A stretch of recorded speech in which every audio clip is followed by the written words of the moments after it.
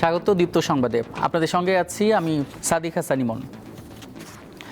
আসন্ন ত্রয়োদশ জাতীয় সংসদ নির্বাচন সামনে রেখে 7 জেলায় নির্বাচনী সমাবেশে অংশ নিয়েছেন বিএনপির চেয়ারম্যান তারেক রহমান। এসব সমাবেশে বক্তব্যকালে ধানের শীষে ভোট দিয়ে বিএনপিকে জয়ী করতে ভোটারদের অনুরোধ জানান তিনি। একই সঙ্গে আগামী দিনে বিএনপি সরকার গঠন করতে পারলে মহানবীর আদর্শে দেশ পরিচালনা, সারা দেশে খাল খনন, ফ্যামিলি কার্ড, কৃষি কার্ড, বেকারদের প্রশিক্ষণ দিয়ে কর্মসংস্থান তৈরি সহ বিভিন্ন প্রতিশ্রুতি দেন বিএনপির চেয়ারম্যান। বৃহস্পতিবার নির্বাচনী প্রচারের প্রথম দিন সিলেট থেকে সমাবেশ শুরু করেন তিনি। ভোরে নারায়ণগঞ্জের রূপগঞ্জের গাউসিয়ায় শেষ নির্বাচনী সমাবেশে অংশগ্রহণ করেন তারেক রহমান। নিজ নির্বাচনী এলাকা ঢাকা 17-এর ভাসান টেকের বিআরবি ময়দানে আজ নির্বাচনী সমাবেশে বক্তব্য রাখবেন বিএনপির চেয়ারম্যান। ঠিক ওইরকম ভাবে ভোট কেন্দ্রের সামনে নির্বাচনের আগে যারা মানুষকে এইভাবে প্রদান করে, একটা রাজনৈতিক দল সবগুলো ব্যালট যেগুলো পোস্টাল ব্যালট পাচ্ছে সেগুলো দখলের চেষ্টা করছে। খবর পেয়েছেন আপনারা? সজাগ থাকতে হবে। এই যে যেভাবে আগে ভোট চুরি হয়েছে, ডাকাতি হয়েছে, এখন এরা ভোট ইঞ্জিনিয়ারিং করছে। আপনার ভোট, আপনার পরিচিত মানুষের ভোট কিন্তু দখলের চেষ্টা করছে। নির্বাচনী প্রচারণার অংশ হিসেবে আজ উত্তরের জেলা পঞ্চগড়ে সমাবেশে অংশ নেবেন জামায়াতে ইসলামের আমির। চিনিকল মাঠে এই সমাবেশ হওয়ার কথা রয়েছে। এ বিষয়ে আরও জানাতে যুক্ত আছেন সহকর্মী নূর আলম। কথা বলবো তার সঙ্গে। নূর আলম, সমাবেশস্থলে নেতাকর্মীরা কি আসতে শুরু করেছেন, আর আগামী নির্বাচন ঘিরে তারা কি বলছেন?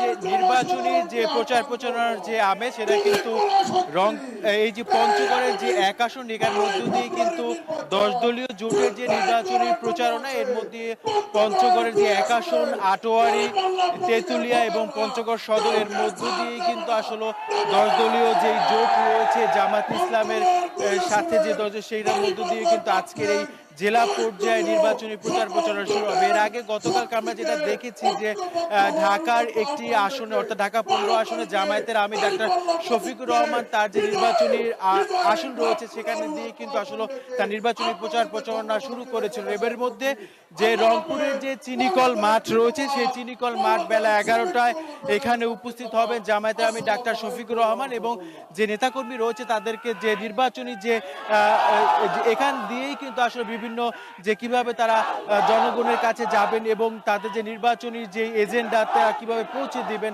সেটার মধ্যে বক্তব্য রাখবেন। মধ্যে আমরা দেখেছি যে 10 দলীয় জোটের যে প্রার্থী সার্জিস আলম এই আসনে নির্বাচন করছে 10 দলীয় জোটের পক্ষ থেকে, সে কিন্তু এরই মধ্যে উপস্থিত হয়েছে এবং বেলা 11টার কিছু সময় আগে জামায়াতের আমির ডাক্তার শফিকুর রহমান তিনি কিন্তু আমরা যেটা বিমান যোগে এখানে আসবেন, এখান থেকে এসেই তিনি নির্বাচন বক্তব্য রাখবেন। এরপর থেকে কিন্তু আমরা যেটা দেখেছি তিনি এখান থেকে দিনাজপুরে যাবেন, দিনাজপুরে গিয়ে তিনি ঠাকুরগাঁও পথসভার মাধ্যমে ঠাকুরগাঁও যাবে এবং ঠাকুরগাঁও থেকে তিনি সন্ধ্যা 6টায় রংপুরে তিনি নেতাকর্মীর উদ্দেশ্যে বক্তব্য রাখবেন। অর্থাৎ এই পঞ্চগড় 1 আসনের যে নির্বাচনী প্রচারণা, এর মধ্য দিয়ে কিন্তু নির্বাচনী 10 দলীয় ঐক্যজোটের যে নির্বাচনী যে প্রচারণা এর মধ্যে কিন্তু শুরু হবে। আমরা যে বিষয়টা দেখেছি যে সকাল থেকেই কিন্তু নেতাকর্মীরা বিভিন্ন আসন বিভিন্ন জায়গা থেকে কিন্তু এই পঞ্চগড়ের যে চিনিকল মাঠ রয়েছে মাঠগুলো তাদের যে দলীয় স্লোগান সেটা দিয়েই কিন্তু তারা এখানে আসছে। সকাল আমরা দেখেছি যে 8টা থেকেই কিন্তু যে মানুষ বিভিন্ন স্লোগান দিয়েই কিন্তু বিভিন্ন জায়গা দিয়ে কিন্তু এখানে আসছেন এবং এখন পর্যন্ত আমরা দেখেছি যে তাদের যে দলীয় স্লোগান, এই স্লোগানের মধ্য দিয়ে কিন্তু পুরো মাঠ কিন্তু এরই মধ্যে আসলে জনসভায়, আপনারা জানেন যেহেতু 10 দলীয় জোটের নির্বাচনী জনসভা, সেক্ষেত্রে এখানে জামায়াতে ইসলাম, এনসিপি, বাংলাদেশ গণতান্ত্রিক পার্টি, জাগপা সহ সব দলীয় নেতাকর্মীরা কিন্তু এখানে 10 দলীয় জোটের যে নেতাকর্মীরা তারাও কিন্তু বক্তব্য রাখবে। অর্থাৎ এই বক্তব্যের মধ্য দিয়ে যে একটি নির্বাচনী যে আমেজ, সেই মধ্য দিয়ে কিন্তু আসলে প্রবেশ করবেন এবং এখন যে নেতাকর্মীরা জামায়াতের আমির এখানে 11টা আসবেন, তার নির্দেশনা কি দেন সেই বক্তব্য শোনার জন্য কিন্তু অধীর আগ্রহে বসে আছেন এখানে যারা নেতাকর্মী। ইমন, এই ছিল পঞ্চগড় যে জেলার যে 10 দলীয় জোটের যে নির্বাচনী জনসভা আজকে শুরু হবে পঞ্চগড় 1, তেঁতুলিয়া, আটোয়ারি এবং সদর, সেখানে আজকে জনসভার সর্বশেষ খবর। ইমন। নির্বাচনী প্রচারণার খবর জানাতে পঞ্চগড়ের চিনিকল এলাকা থেকে যুক্ত ছিলেন সহকর্মী নূর আলম। এদিকে নির্বাচনী প্রচার জমে উঠেছে রাজধানীর ঢাকা ৮ আসনে। বিএনপি ও এনসিপি সহ বিভিন্ন দল ও স্বতন্ত্র প্রার্থী মিলিয়ে ১১ জন এই আসনে প্রতিদ্বন্দ্বিতা করছেন। এই আসনে বিএনপির মির্জা আব্বাস ছাড়াও রয়েছেন এনসিপির নাসিরউদ্দিন পাটোয়ারি। গ্যাস সংকটের কারণে রাজধানীর কেন্দ্রস্থলে শান্তিবাগের মানুষ এমন বিকল্প উপায়ে রান্নার কাজ সারছেন দীর্ঘদিন ধরে। রয়েছে শুষ্ক মৌসুমেও জলাবদ্ধতা, খাবার পানি সহ নানামুখী সংকট। বর্তমানে গ্যাস তো চুলায় থাকেই না। গ্যাসের বোতল 2000 থেকে 3000, গ্যাস আমরা পাইও না, বোতলের গ্যাস। তবে ৫০ বছর বয়সী গৃহিণী মাসুদা বেগম এলাকার বড় সমস্যা হিসেবে দেখেন মাদককে। রাইতের ১২টা ১টা পর্যন্ত এই মাদকের লেগে গাড়ন জানা আমাকে এলাকার ফলাফল সব খারাপ হয়ে যাইতেছে। এলাকার উন্নয়নে কাজ করবেন এমন প্রার্থীকে ভোট দিতে যান বাসিন্দারা। চাই এলাকায় শান্তিপূর্ণ পরিবেশ থাকুক, আমরা যাতে নিরাপদে রাস্তাঘাটে চলাফেরা করতে পারি। আইন শৃঙ্খলা বাহিনী উন্নত হোক, এটার জন্য আমি ভোট দিব। এমন প্রেক্ষাপটে ত্রয়োদশ সংসদ নির্বাচনের প্রচারণা শুরু করেছেন প্রার্থীরা। আসনটির অন্যতম প্রতিদ্বন্দ্বী প্রার্থী নাসিরউদ্দিন পাটোয়ারি বৃহস্পতিবার সকালে গণসংযোগ শুরু করেন ৩ নেতার মাজার ও ওসমান হাদির কবর জিয়ারতের মাধ্যমে। জামায়াত ইসলামী সহ জোটভুক্ত দলগুলো তার সমর্থনে মাঠে থাকবে। গণসংযোগের শুরুতে নির্বাচনের মাধ্যমে নতুন বাংলাদেশে প্রবেশ করার প্রত্যাশা ব্যক্ত করেন পাটোয়ারি। এই নির্বাচন প্রক্রিয়ার মধ্য দিয়ে একটি বাংলাদেশে আমরা নতুন বাংলাদেশে যাত্রা শুরু করব। সেই নির্বাচন প্রক্রিয়া আপনারা দেখতে পেয়েছেন ইতিমধ্যে শুরু হয়েছে। আমরা একটি জোট গঠন করেছি, যেই জোটের নাম হলো ঐক্যবদ্ধ বাংলাদেশ। এই জোটের মধ্যে জামায়াত ইসলামী, এনসিপি, খেলাফত মজলিস থেকে আরো অন্যান্য দলগুলো রয়েছে। দুপুরে গণসংযোগ করেন বিএনপি প্রার্থী মির্জা আব্বাস। এলাকা থেকে মাদক ও সন্ত্রাস নির্মূলের পাশাপাশি আইন শৃঙ্খলা উন্নয়নে ভোটারদের প্রতিশ্রুতি দেন তিনি। সন্ত্রাস, মাদক, চাঁদাবাজি দূর করতে হবে। আমি আশা করছি এবারের নির্বাচনও অত্যন্ত শান্তিপূর্ণ এবং প্রতিটা দল সহনশীল মনোভাব নিয়ে এই নির্বাচনে অংশগ্রহণ করবে। এছাড়াও আসনটিতে প্রতিদ্বন্দ্বিতা করছেন গণ অধিকার পরিষদের মেঘনা আলম, বাসদের AHM রফিকুজ্জামান, জাতীয় পার্টির জুবের আলম সহ ১১ জন প্রার্থী। শুধু প্রতিশ্রুতি নয়, নির্বাচনের পর বাস্তব সমাধান চায় মানুষ। রাজধানী ঢাকার প্রাণকেন্দ্র বলা হয় ঢাকা ৮ আসনকে। তবে এলাকাটিতে রয়েছে গ্যাস, পানি সহ নানামুখী সংকট। এখন ভোটের রাজনীতিতে দেখার অপেক্ষায় এলাকাবাসীর বাস্তব সমস্যাগুলো কতটা প্রাধান্য পায়। শিউলি শবনম, দীপ্ত সংবাদ, ঢাকা। সারা দেশের মতো নির্বাচনী প্রচারণায় সরগরম হয়ে উঠেছে ঢাকা ১৯ আসন। সেখানকার ভোটের খবর জানাতে এবারে যুক্ত হচ্ছেন সহকর্মী MA হালিম।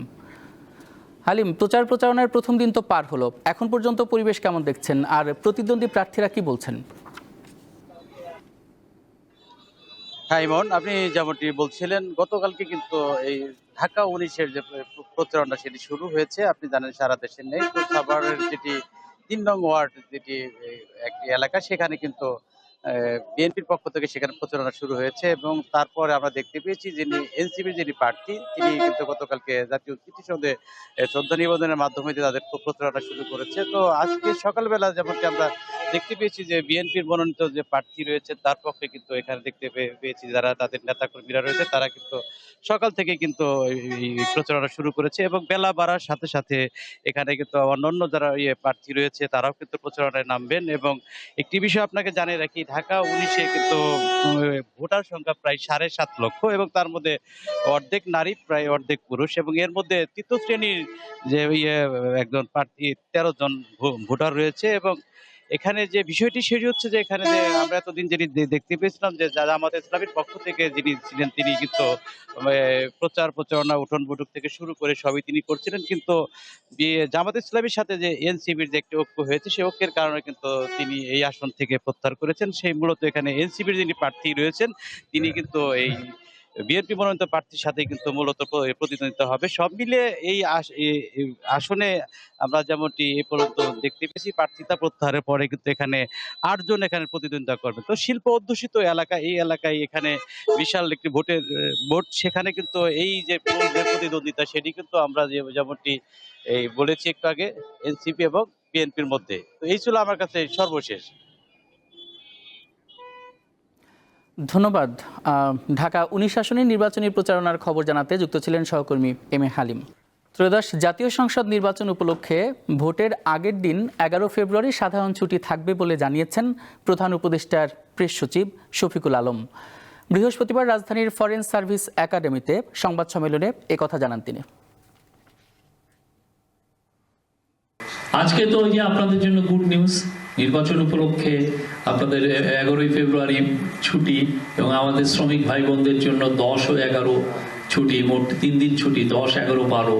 আমরা চাই সবাই নির্বিঘ্নে উৎসব মুখর পরিবেশে যাতে ভোট দেয়। সনাতন ধর্মাবলম্বীদের অন্যতম ধর্মীয় উৎসব সরস্বতী পূজা আজ। সরস্বতীকে আরাধনা করা হয় বিদ্যার দেবী হিসেবে। এ উপলক্ষে সকাল থেকে মণ্ডপ ও বাসাবাড়িতে চলছে পূজা অর্চনা। এ বিষয়ে জানাতে সিলেটের রামকৃষ্ণ মিশন থেকে যুক্ত হচ্ছেন সহকর্মী জয়ন্ত কুমার দাস। জয়ন্ত, সরস্বতী পূজার আনুষ্ঠানিকতা সম্পর্কে বিস্তারিত জানাবেন।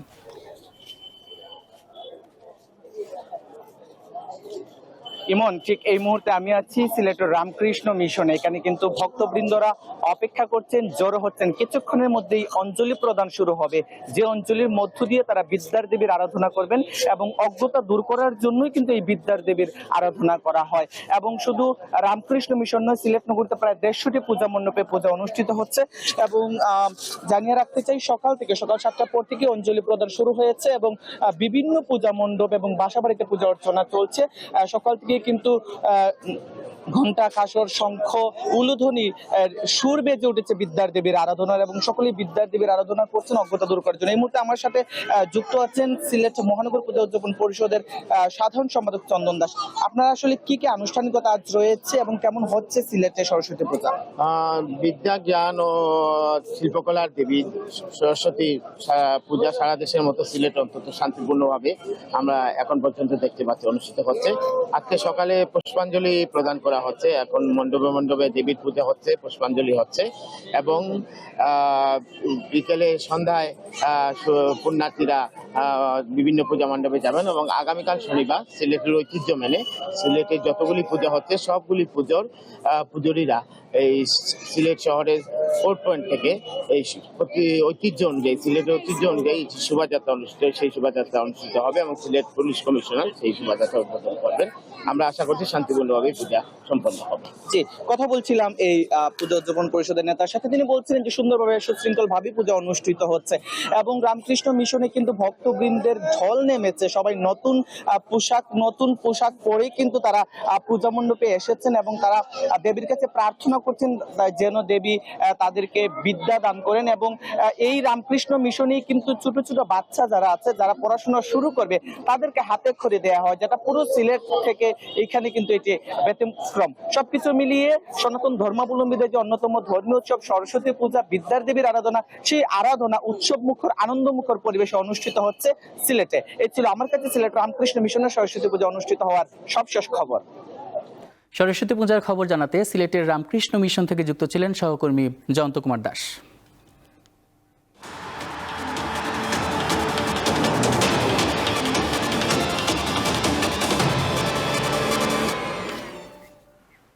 খেলার খবর।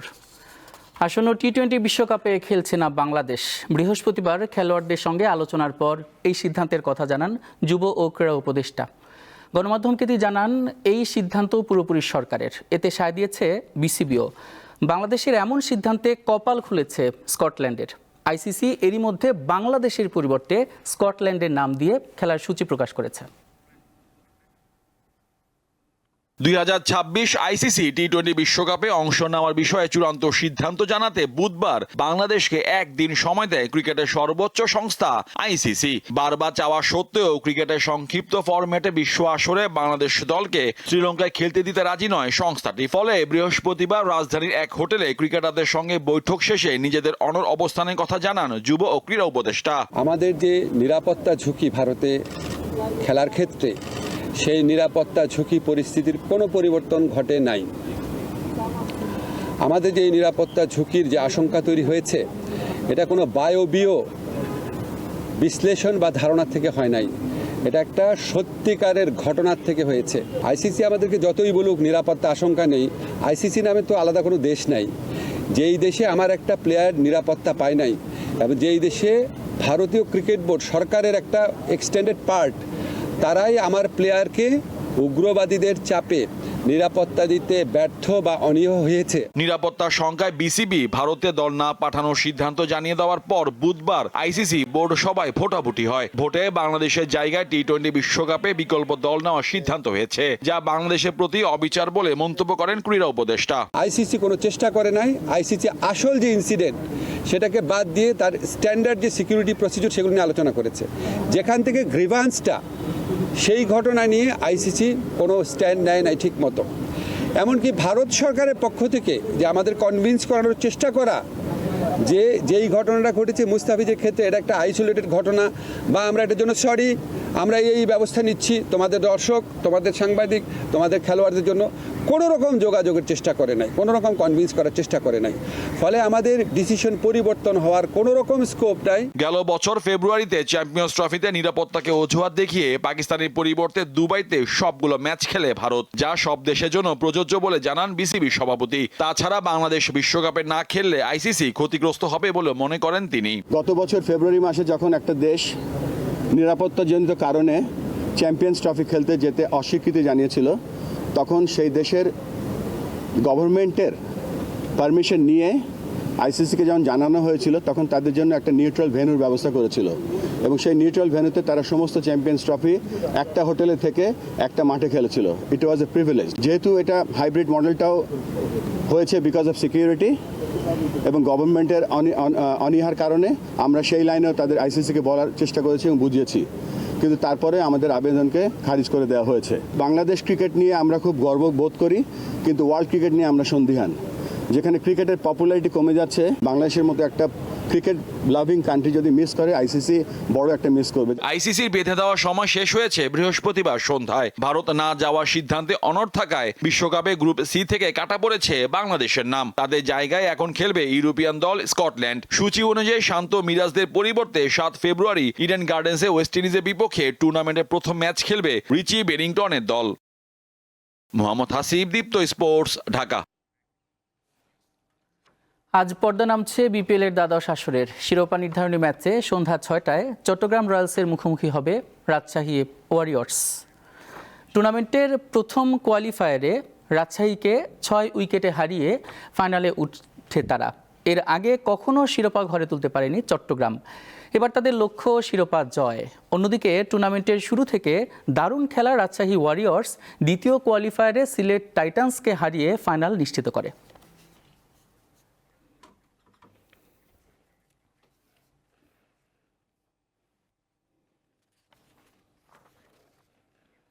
এই ছিল এখনকার মতো। পরে বেলা 12টায় দীপ্ত বাণিজ্য সংবাদ দেখার আমন্ত্রণ রইল। এছাড়া তথ্য ও বিনোদনের আরও খবর জানতে যুক্ত থাকুন দীপ্ত টিভির ডিজিটাল প্ল্যাটফর্মগুলোতে। ধন্যবাদ।